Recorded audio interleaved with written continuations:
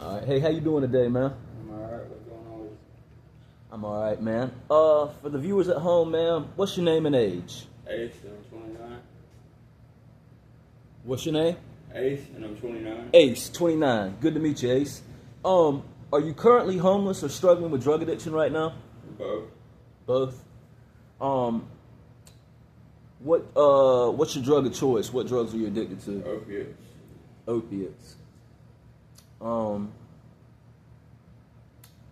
were you first introduced to opiates?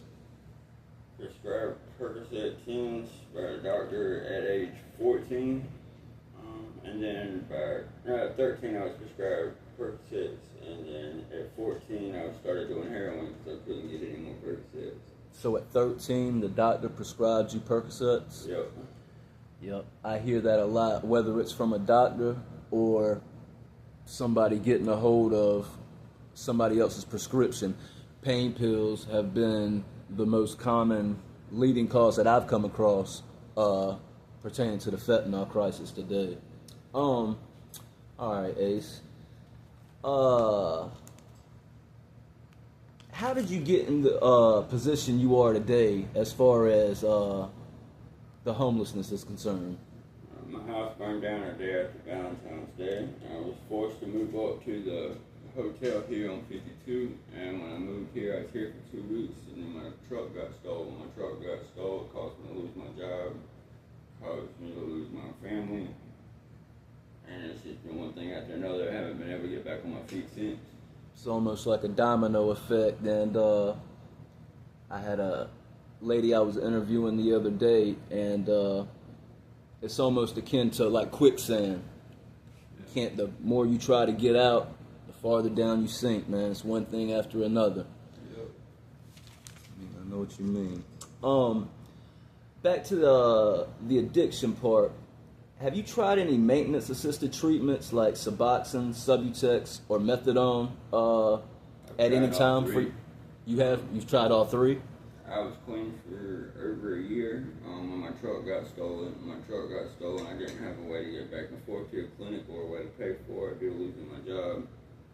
So it was just easier to get dope than it is to. I'm glad you touched on that because,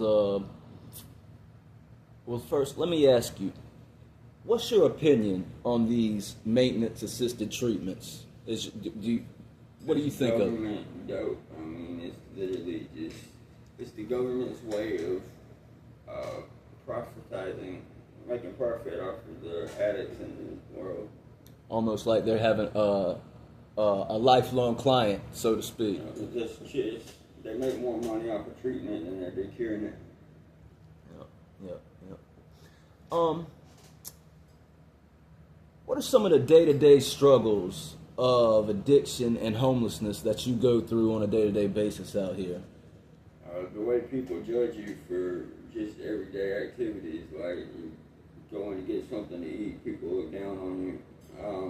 Trying to find some kind of work, people don't want to work you when you don't got a stable place to stay. So, you'd say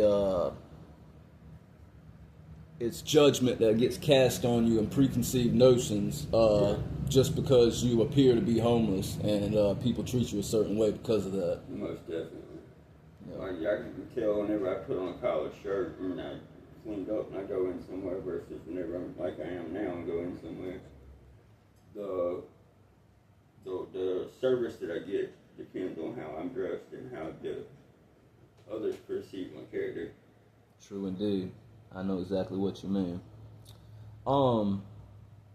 Ace, do you have any type of support right now? Family, friends, or anything? Any type of support system? Just my people out here on the streets.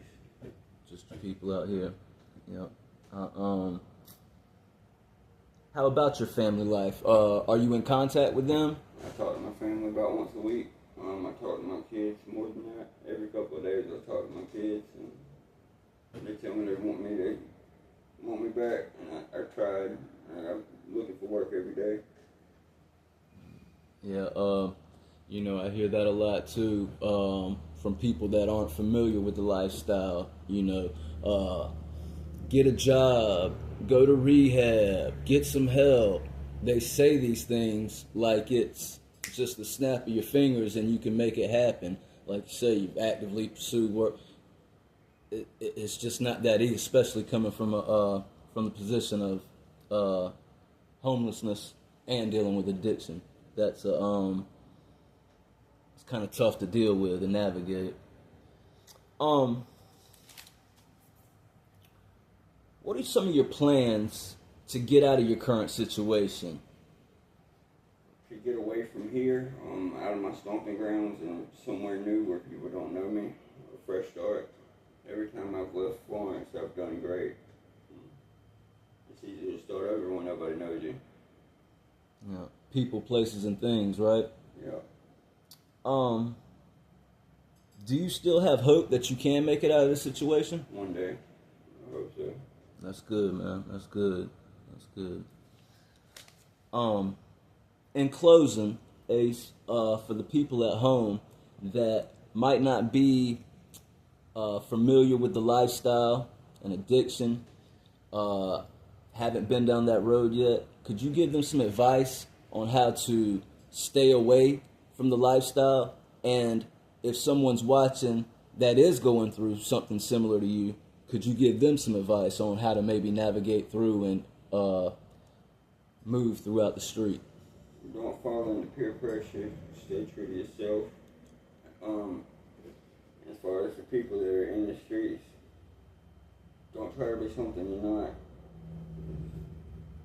Stay true to what you say and mean what you say. Yeah, that's good advice, man. That's all you really got out here sometimes is your word, man. All right. Well, Ace, man, I appreciate your time, man. Thanks for doing this interview, and I hope to catch up with you in the next few days for an update, maybe. Yes, sir. All right, have a good one.